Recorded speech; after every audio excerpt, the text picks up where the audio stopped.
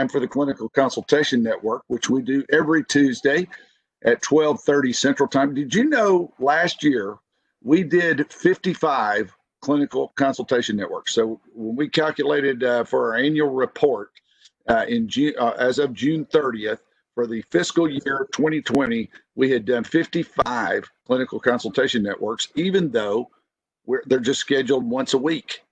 So we did even not just the 52 that were required, but a few extras. And we actually skipped a couple weeks, so we even did more extras than would have been expected. So we are pretty consistent about being here every Tuesday, and I hope that everybody out there realizes that and starts to really coalesce around this and be here every Tuesday, because we always have either an interesting topic presented by someone who has some particular expertise, and so they may make a presentation about what it is that they're doing, or we may have someone like this week who comes on and does a presentation about a case that they're working with, where we can work as a group and kind of brainstorm, think about different ideas that they might use, and just learn a little bit maybe about what they have done that has been successful. And so we're, first of all, want to say, if you're out there and you want to make a presentation on here at some point, we will fix you up. We love to have people step up and want to do that. We don't require a ton of preparation for that. Just a few little basic facts that you need to come on with to be able to present a case. So I just want to encourage you, if you have somebody that you'd like to talk about, and it doesn't have to be one it could be one that you feel like you've been really successful with, just so you can use that to kind of teach others. And it could be one kind of in the middle, or it could be one that you really need a lot of help with. So any of those are appropriate. Or we've had presentations by Station MD about telehealth. We've had presentations by Kim Rush King, who was here just a couple of weeks ago talking about crisis intervention teams across the state. We've got a whole host of different topics that we've worked with. We even had a presentation by our commissioner. We've had presentations by other experts that have come in and talked to us. So I just really want to encourage people, be here for these clinical consultation networks. And today I'm very pleased to be able to introduce some folks from Developmental Services of Dickson County, some of my good friends over here in Dickson County that I've known for a very long time. I'm not even sure that I can appropriately identify how long I have known these people, but it's been a very, very long time. I came here in 1995, so at some point shortly thereafter, I think I met most of these people. I might met Mike a little bit later, but today we have with us Mike Price and Brenda Loy and Katie Powers with Developmental Services of Dickson County. And Mike, I'm going to let you kind of kick this off, but I want to make sure that everybody gets to introduce themselves right here at the beginning. Tell a little bit about yourself, how you got into the work that you're doing, in any other, pieces of your background that might be interesting, and then also including that one interesting fact that maybe a lot of people don't know about you, that we don't like to learn. And keep in mind as you do that, this concept of TMI. Have you heard of that before? Too much information. We don't want to know any deep, dark secrets. Just, something that might be interesting. Okay. So, Mike, we'll start with you, and then we'll move to Brenda and Katie. But introduce yourself to us. My name is Mike Price. I'm 36. I've worked in mental health since 2013. Started at Centerstone as a case manager, then moved on up to CTT case manager, working with really extreme cases of drug overdoses and suicide attempts, things like that. Katie kind of headhunted me out of Centerstone around 2015, and I started working for DSDC in 2016. A lot of this was in my bio. It was as the mental health specialist here, and then taking on program management role as well. And it's really rewarding work, really fulfilling, difficult at times, but really, really interesting. Never dull. I've been in that position where Katie Powers was headhunting for me, but it wasn't in quite the same context. So thank you for that. That's good. So what was your interesting fact now again? So it was related to what we were discussing earlier. Like I have a collection of board games that's like it's between 50 and 200 board games probably. I have an office in my house that's dedicated to those. And Are they all like less known types of games, like the one you may think that's really well known, but I think most people probably haven't heard of that before. Are they more obscure games? For most people, yeah, so for most people, they would be pretty obscure within like the board game community because that exists now. They're most of them are pretty well known. Some of them are less known, but for general people who are used to Monopoly and Solitaire Catan and stuff like that, they're pretty obscure stuff. But there's a lot of them really good. Yeah, a lot of them apparently, a lot more than I realized. Apparently, you've got a collection of 200. All right, very good, Mike. All right, let's hear from Brenda Loy. Brenda?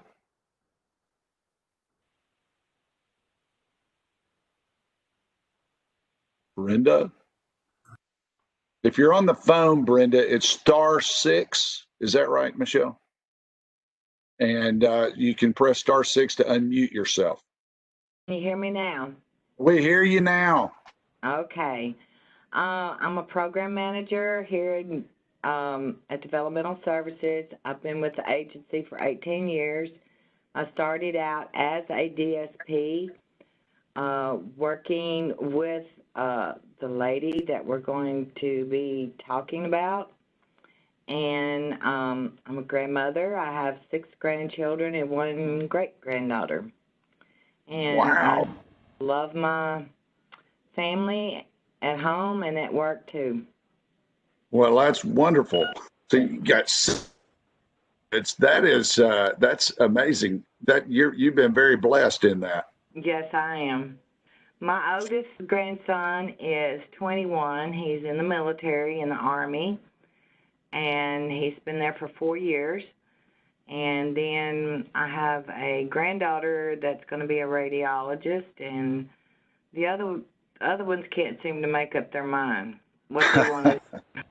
So, but they haven't really quite gotten to that age yet that they want to decide what they want to do. So. Well, that's fantastic, and so that's great. It sounds like a couple of your grandkids are moving in a very positive direction there, and I'm sure they're all moving in a positive direction. And it's not unusual for kids that age to not. So that's very good. Thank you for that, Brenda. And You're welcome.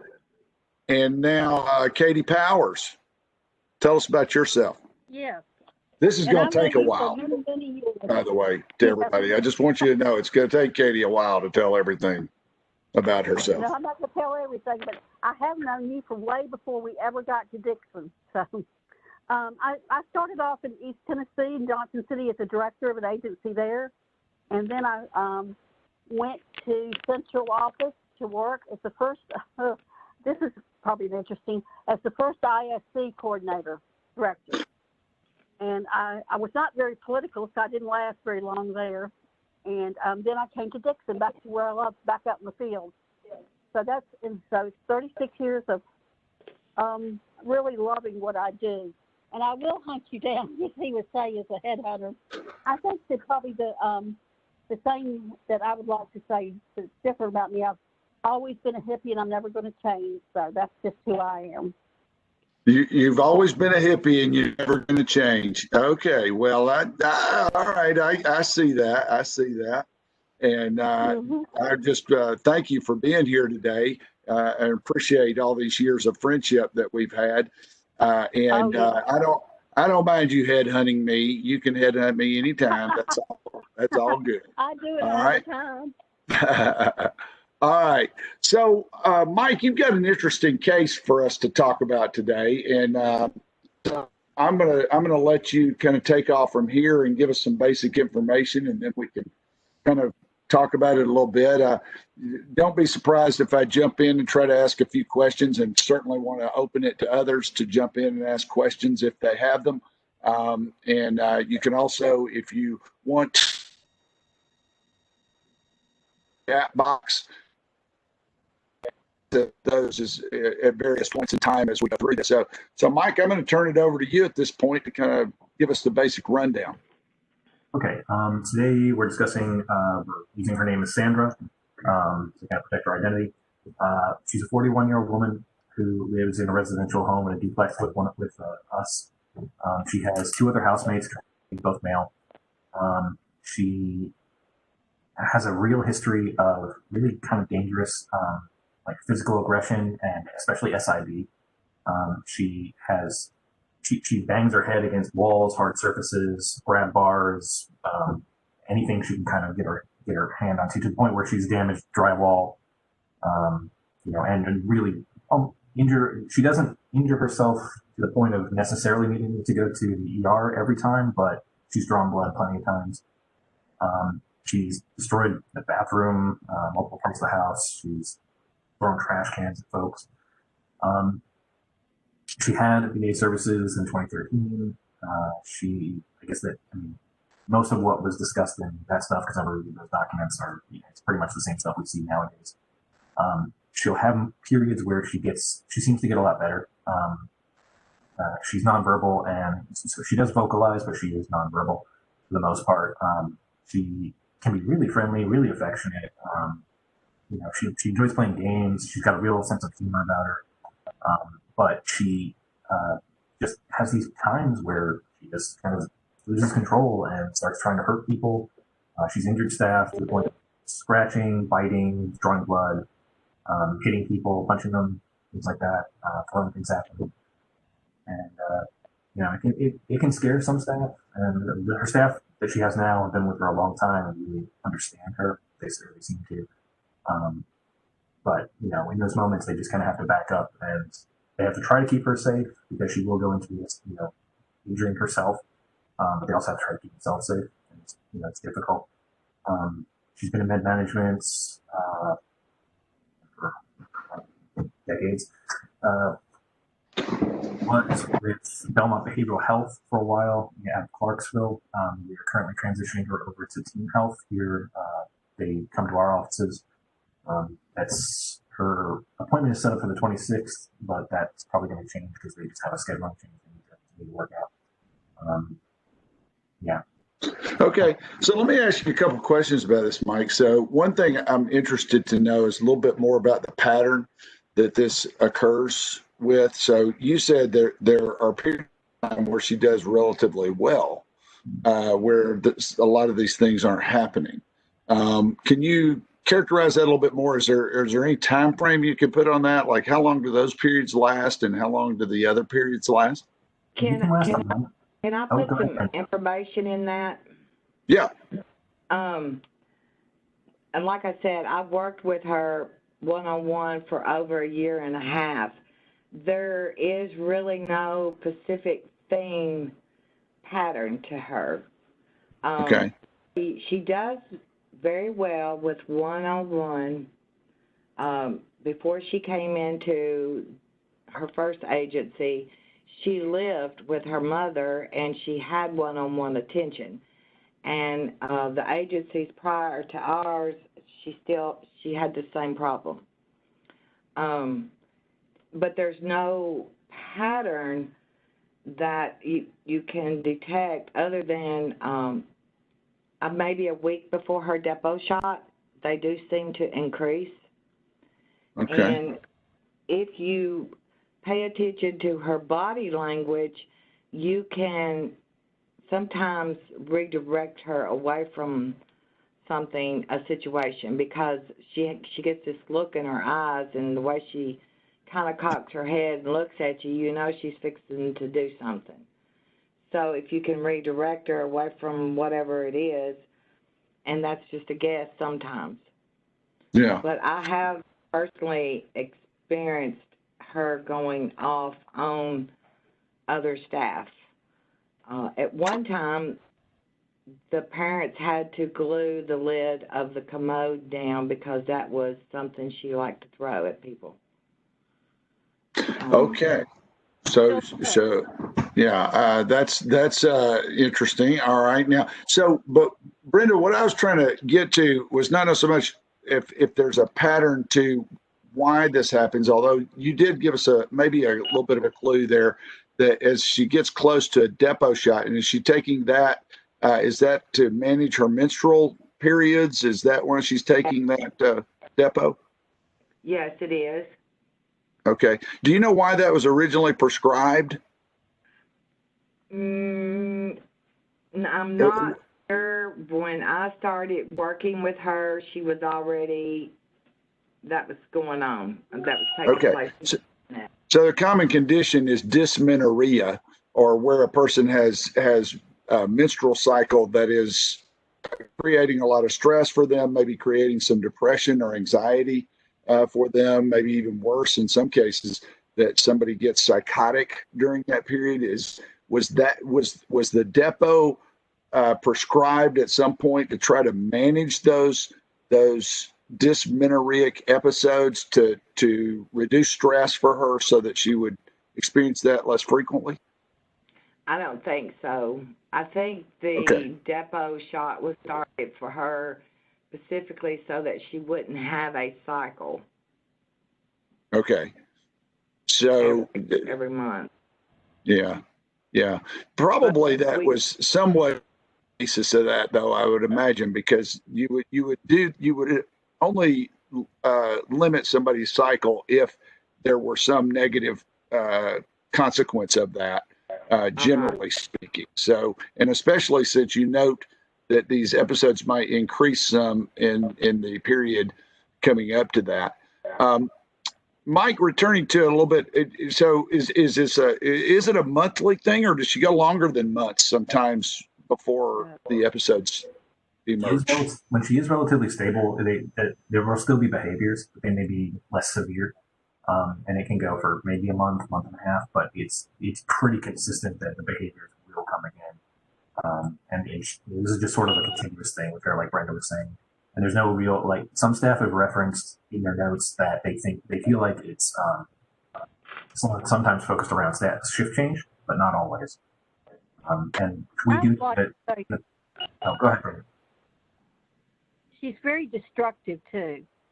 When she has one of her times where she is not in control of herself, and this has been going on. I've known her as long as Brenda has, way back when I first started.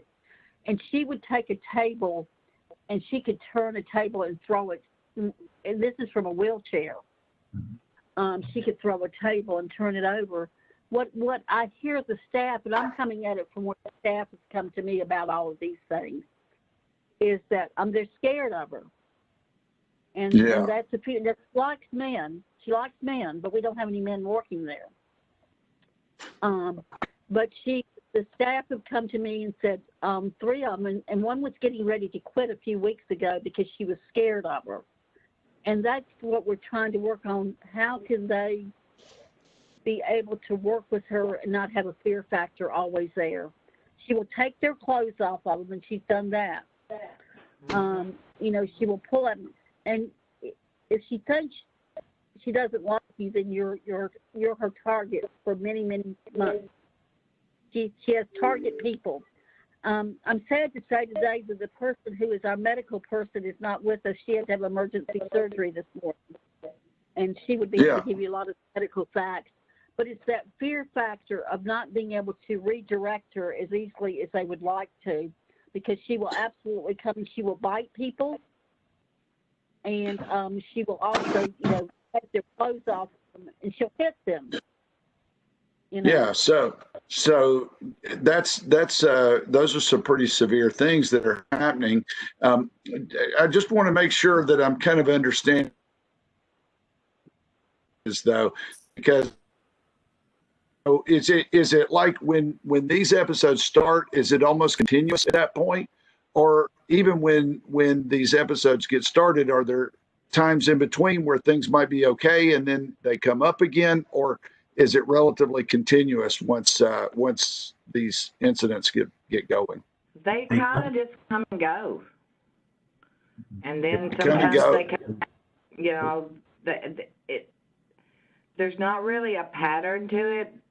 Some days she just gets up, it's like she gets upset with somebody and she targets that person and she goes after them. She does have a lot of behaviors in the bathroom, and then she gets over it and she's done with it. And then sometimes she just moved the toilet in the bathroom herself. And we're having that replaced this week. I do want to say one thing which is always interesting is that, and Brenda, you're here to back me on this, if her father calls her doing it when she's not having a good day, she completely changes. Correct. And I've never understood that. He's the one person that has that influence over her. So her dad can basically, would it always change one of these episodes for her if her dad calls? I've seen him walk in the door and she would change immediately. She'll straighten right up. Now this one is so strong she can take doors off. Or we don't have a door in her room because she can take the door off. So I get it. She's difficult. There's some difficult episodes there, but let's dig in a little deeper. You know, if I were not wanting to dig in deeper, I could. You know, remember the old joke where they say, doctor, every time I raise my arm like this, it hurts. And then it says, well, here's my advice: don't raise your arm up like that. I was tempted to almost say, which I will not say, why don't you have Dad call every day if that's an effective intervention? I'm thinking there might be a little bit more to the story here, though, as we dig in a little deeper. Let me ask a couple of other questions to give us just some basics here, so that we have the right foundation to build on. So, do you know, Mike, much about her medication regime currently? What she's taking? You're on mute, Mike. Yeah. Well, as far as her psych meds, she's on Xanax, 1 milligram 3 times a day, Abilify 10 milligrams twice a day. Her mom requested that she be on CBD oil, 1 milliliter 3 times a day. Depakote 500 milligrams twice a day. And so recently they tried, there was a thought that her psychologist said that she might be becoming toxic with ammonia because of the Depakote. And so her PCP put her on lactulose to drop her ammonia level. And that was supposed to be reevaluated at her next appointment. Now that's going to be with Team Health. So they're supposed to order more labs to check that again. But apparently the ammonia level was elevated when they went back and looked at the lab work over about a month or two, and it had been dropped down. Those are just the kind of psych and psych related meds. You want to know any of the other regular? Yeah, go ahead and give us the other medications that she's. I'll tell you what, though, before we launch into that, let me just ask a couple questions about the psych med. So she's on Xanax, which is an anti-anxiety medication, and so yeah, I can see where that has come into play. Looks like with Abilify and Depakote, those are the other 2 psych meds that she's on. That those are likely given for, if she got a mood disorder or bipolar disorder diagnosed. She is diagnosed. Pull it up. Her diagnoses, you have it listed right here. Hold on. Bipolar mood disorder, secondary to seizure disorder, and nausea, remote with mixed features, intellectual disability, and then her Axis 3 stuff. GERD, allergies, chronic UTIs, OAB, constipation, cerebral palsy, extropia, hyperopia, stigmatism, strabismus, amblyopia, obesity, which she's not, I don't think she's technically obese anymore because of, she's lost quite a bit of weight since having her feeding tube. Let's see, hyperinsulinemia, metabolic syndrome, HTN, osteopenia, moderate generalized motor sensory neuropathy in right lower extremities, dysphagia, and hiatal hernia. I was just pausing to make sure that list was complete. There's a lot of things listed there, a lot of medical conditions, though, that she's experiencing that, I always want to think about different sorts of contributing factors that a person may have for some of the issues that they're experiencing. And there are a number of things there that I think we might return to in a moment to discuss as far as possibly being contributing factors. Are there other medications that she's on beyond the ones that you said earlier? Yeah, let me get a quick list of those. Okay, quick rundown. She's on albuterol nebulizer every 6 hours, PRN. Let's see. Got her aripiprazole.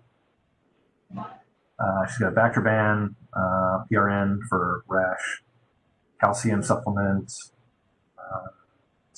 CBD oil, Certivate liquid supplements, QHS, cranberry, 500 milligrams, EID, as a prolaxative. Valprex, or Depakote, famotidine, 20 milligrams, BID, ferrous sulfate X, helps, ELX,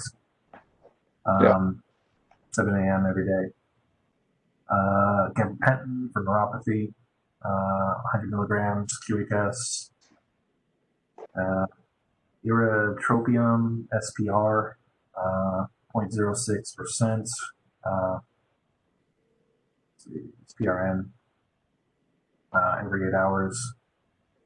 Ipratropium, nasal spray, BID, lactulose, lamotrigine for seizures, BID, loratadine for allergies, every day as needed, so milligrams.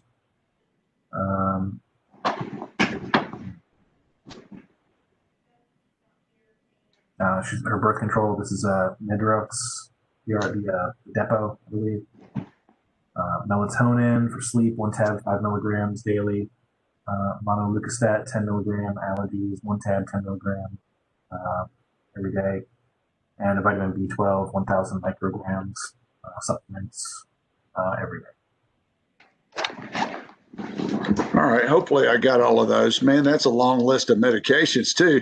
And, just kind of thinking through this a little bit, just brainstorming a little bit here right off the get-go. And I'm interested in anybody else's thoughts about any of those medications that she's taking or conditions that she's experiencing. Just a couple I'm going to mention right off the get-go. And part of the reason I think this might be an important element in this particular person is because it's a variable response that she's having. So this is not something that comes up every day. It's not something that is responsive to specific conditions that exist within the environment. And so, medical conditions are like that. They come and they go. So, you might be experiencing, for instance, more arthritic pain. This is one very near and dear to my heart because I experience a lot of arthritic pain.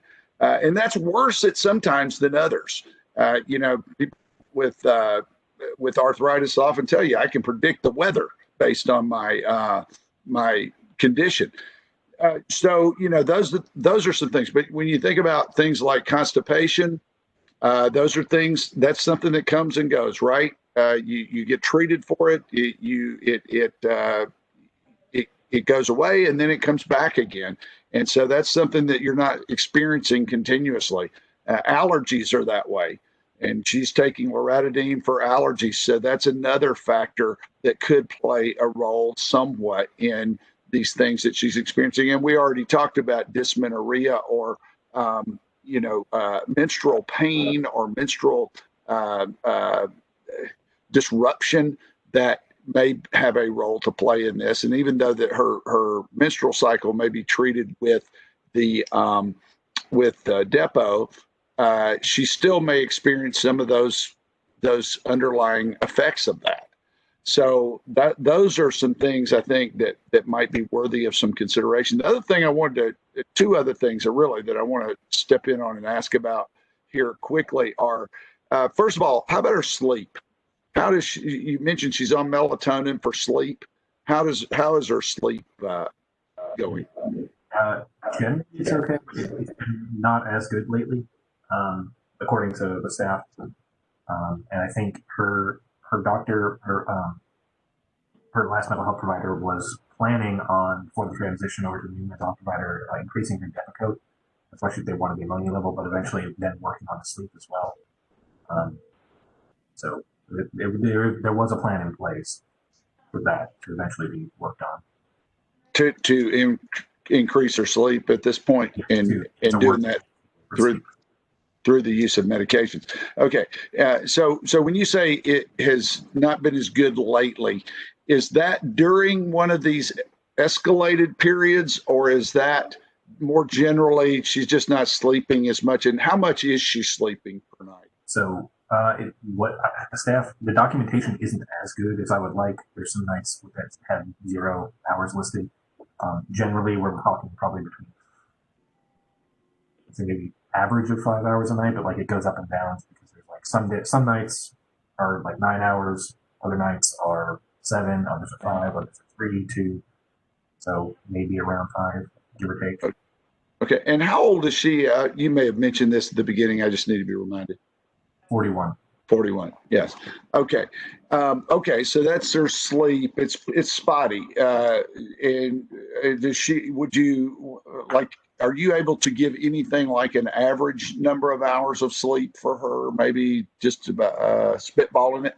Nothing I have in front of me. I don't have to do that and like I said, with the inconsistent data from this last month, I would venture a guess. Yeah. Okay. The other thing I want to ask about is her communication. So I think I've heard that probably it's been mostly non-vocal types of communication, behavioral communication, but does she have any communication that is effective or maybe, communication that's not so effective? But how does she communicate with others? She typically, she just kind of indicates, she rolls to where she wants to go because she can propel herself in the chair. She kind of rolls to where she wants to go and do things. She'll hand staff or anybody who's around an item that she wants to either. If she has a game where she plays, she'll hand you something and want you to hand it back to her, and she'll hand it back to you, and then want you to hand it back to her. So she kind of just physically acts out the things that she wants. I'm not 100. Brenda, do you know anything else about her? When she requests bathroom time or food? She wants their attention full time, pretty much. She will, Mike said, she will roll herself up to that person and she will engage with them. She'll hand you whatever. She likes to have something in her hands all the time. And she'll hand it to you and you hand it back to her. Playing games like that. She used to have some beads, and she would string those, and you could sit down with her and hand her the beads and stuff. It's more so a behavior. Her behaviors are more so when she's not getting that specific one-on-one attention. But I also wanted to add that Becky used to sleep, especially this time of year as the day starts getting shorter. When it was dark, she was in the bed and she slept all night long. Now the staff report the least little noise and she's waking up, getting up, coming out of the bed. Hmm. So it's, she might have a good night where she sleeps a little bit longer, but she's up and down pretty much all night long. And Brenda, how long has that been going on? It was like 2 months ago when I talked to the night person, and she had to talk very quietly because she didn't want to wake Becky up. She said the least little noise would wake her up, and when she wakes up, she's ready to get up. And so has that changed in the last couple months, is what you're saying? And has this pattern of having more intense episodes of I'm not going to characterize them as behavior at this point because I'm not sure. Certainly behavior in that it's observable things that she's doing. Okay, so from that perspective, yes. I think a lot of times when people use that term behavior, they're saying, well, the cause of it is something that's directly occurring in the environment, and I'm not sure about that part of it. That's the point I'm trying to make. So the question is, has this escalation in these events occurred more frequently just within the last couple of months, or has it been occurring further back than that when she was still sleeping well? Further back. Okay. So when she that's was not. Sleeping, yeah, she still had the behaviors when she was sleeping well.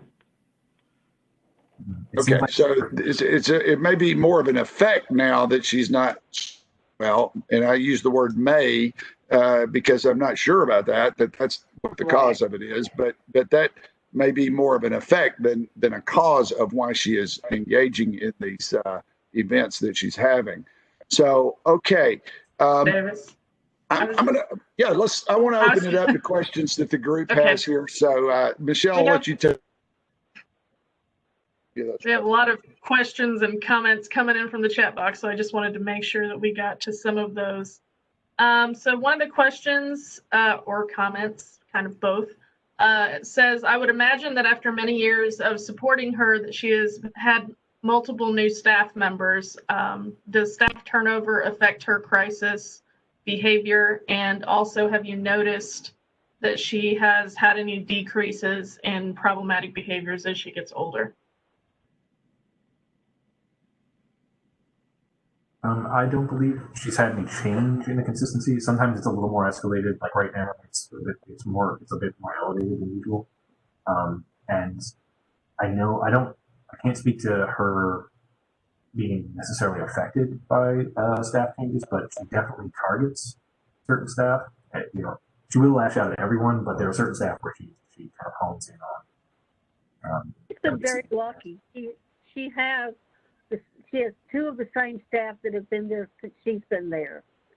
And the other house where she lived when the medical residential, she had the exact same staff. So as far as we have a couple of new people that come in, but she has had two basic staff that have been there for a long, long time. And are either of those two staff the ones that get targeted?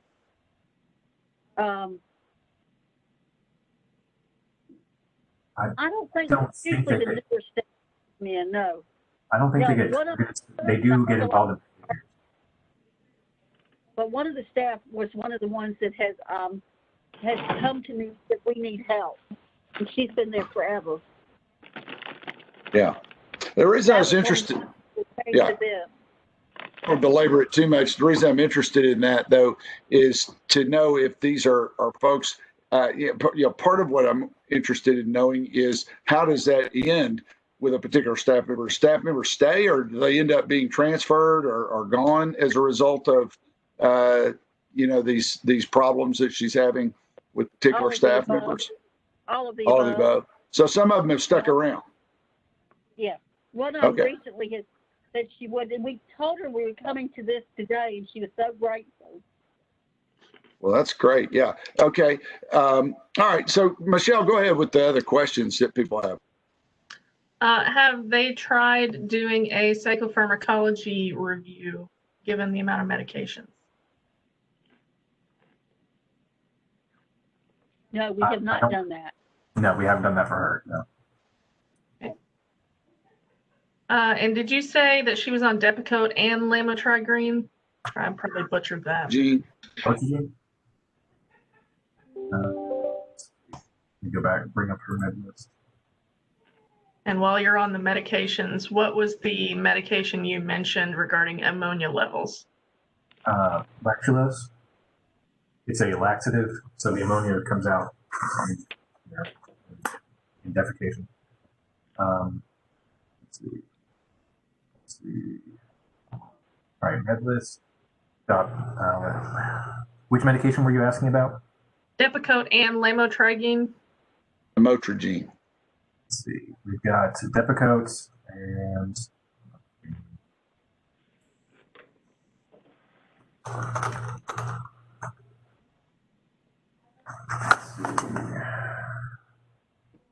which lamotrigine is a seizure medication. And you mentioned that she has a seizure disorder, which is another one of those medical conditions that could be contributing a little bit here. I'll ask questions about that in a minute. Yeah, she's on lamotrigine tab, 25 milligrams twice a day.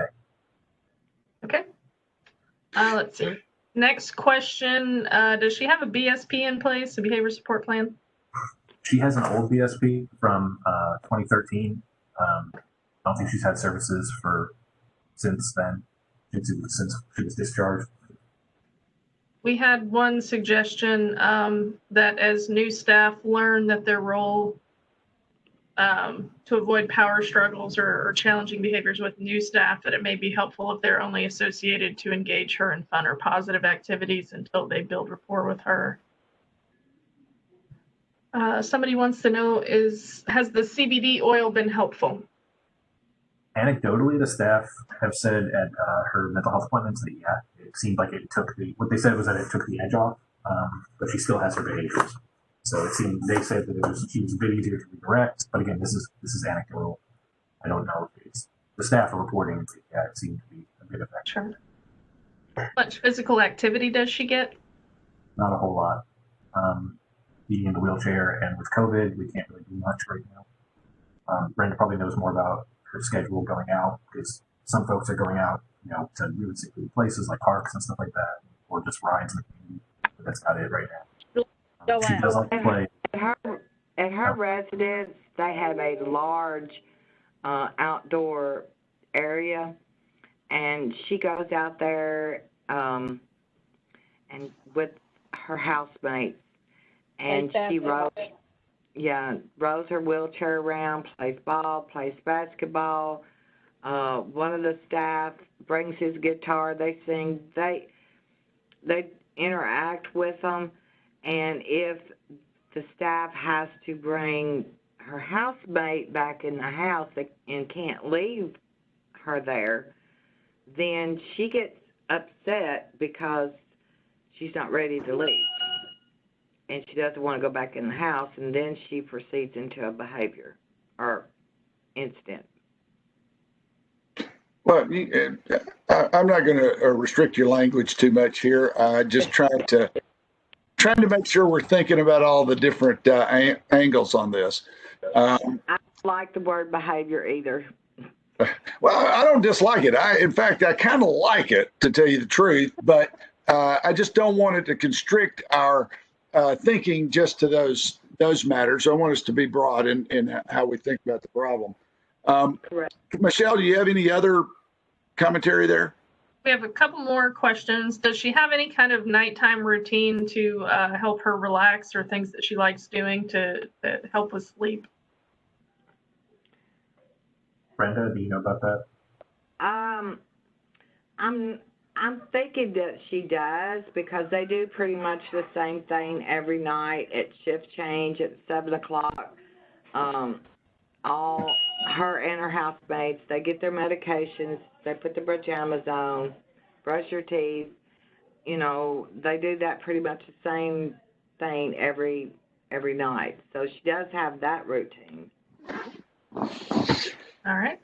Let me mention some about that, Michelle, just real quick, because I don't want to lose track of it. The sleep issue is one that you want to try to figure out with this.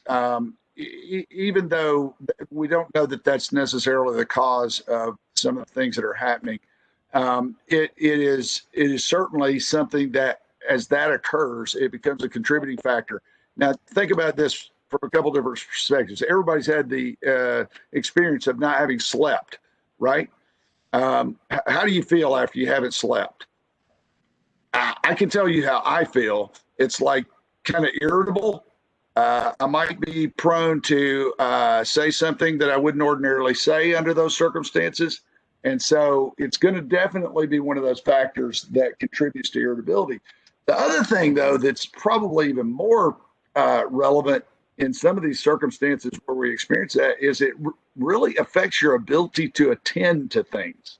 And so, people will think I'm totally awake, I'm awake, I'm here, I'm conscious, I know what's going on. But if you've had sleep deprivation over a period of time, it's really hard for you to concentrate on different things that people might ask you to do or that you are, trying to accomplish, whatever. Driving can become more difficult. And what's happening is you're microscopically falling asleep on an ongoing basis and you don't realize it.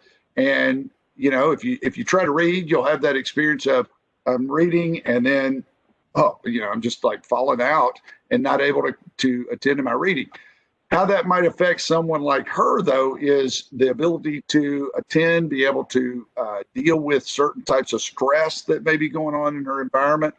I'm thinking a lot about this person that she gets upset with, on a periodic basis, that if she's not sleeping well, it just makes whatever that person does more difficult to deal with.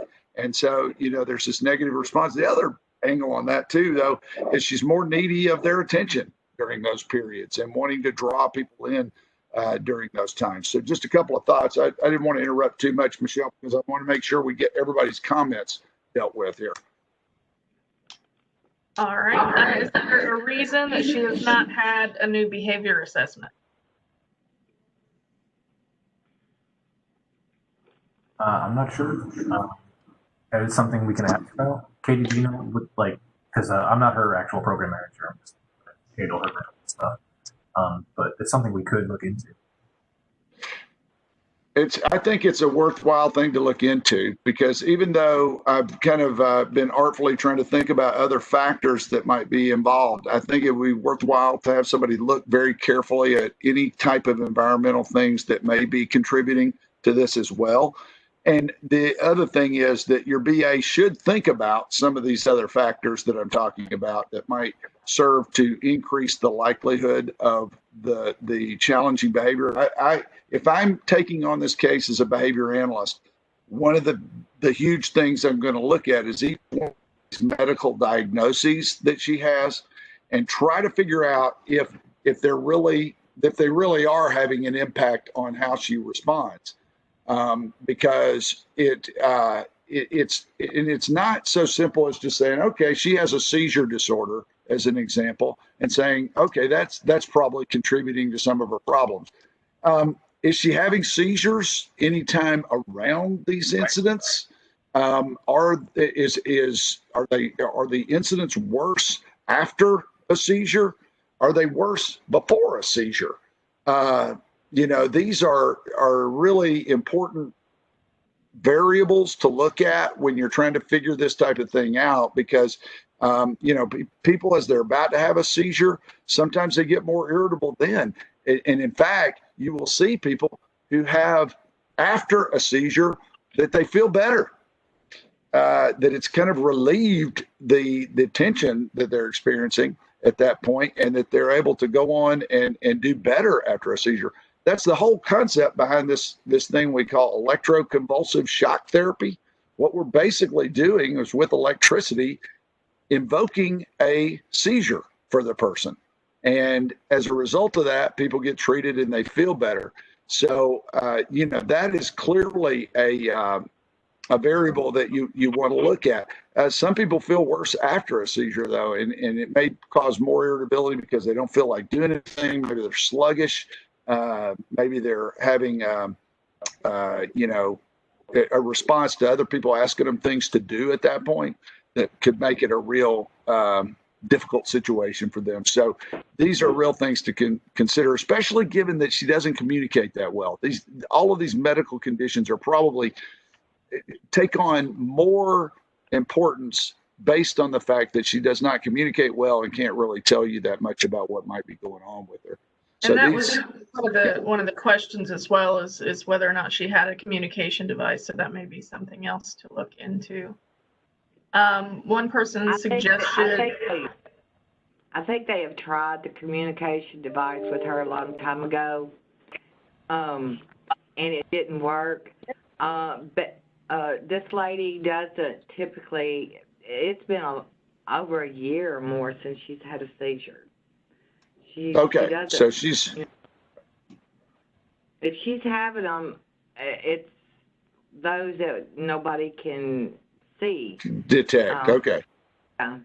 Yeah, I was going to launch into a little bit more questioning on that, but because we're short of time, I kind of I did give you the thumbnail version of that, but it's just another one of those factors to consider generally in these types of cases.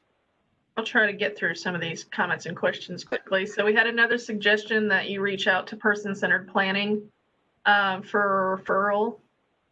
And we have a suggestion that given the influence of calls from her father, one consideration may be recruiting dad to create some videos of himself talking to her. That could be used. He could be provided a script prompting her to engage in relaxation skills. And those could be used proactively, not in response to challenging behaviors, but proactively. In fact, we prefer probably for them to be used proactively rather than in response to challenging behaviors. And that there might be several times a day where there would be a reinforcer for participating or doing something that was proactive with regard to her daily schedule.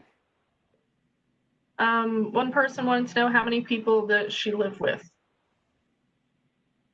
2 other people. Yeah, 2 people, 2 men. And Do how long? those other 2 folks have any impact on these issues we're talking about? She, This is Carla. Well, I know that I've talked to the staff a couple times, and one of the gentlemen that she does live with, she's very fond of him. And but recently, where the biggest concern was, she got violent with him. So I know the other gentleman that she lives with, he kind of does his own thing in the house. He has his own little office area, so he's busy doing stuff. But the one that she got violent with, she's very fond of him. So it's not necessarily somebody she's irritated with; it's somebody that she may like that actually is. Yeah. And that was a different voice, by the way. I think that I've heard so far. Yeah, this is Carla, Robert. Becky, the person we're talking about, the program manager. Okay, thank you for that. That was a very good contribution. I want to make sure I get to all the comments because I only got 2 minutes left, and that's one of the weaknesses of the Clinical Consultation Network is our time frame. And we may want to return to this at a later point because there's so much rich stuff to discuss here. Michelle, can you process a couple more of the comments there? Sure. We had a suggestion to consider revisiting the communication devices since there's a lot of new technologies out now. One person was asking if her routine visitors or activity availability has changed due to COVID. And one person wanted to know how long ago was the initial behavior assessment completed.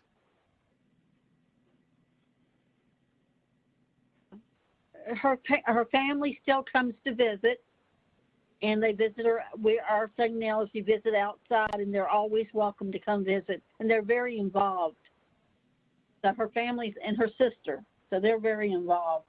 The behavioral assessment has been quite some time back, but again, my response was to the staff in the last few months because it's just escalating instead of getting better. So we've any next steps potentially out of some of those questions and comments? Yeah, and so we're going to provide you with we can record the comments there so that your team can have those to deal with. The other thing that I'm going to say about this, a couple things that I just want to emphasize: the psychopharmacology review. Let's try to get one of those arranged for her. I think that there could be a lot of value that comes out of that, and maybe we could, through that, explore some of these different contributing conditions that may have some impact on what's going on.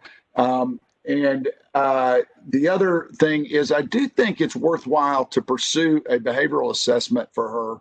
I'm not necessarily saying behavior services, but at least an assessment, trying to figure out where we are with that part of it, especially since it's been quite some time since that's been done. I think there could be some great value in that.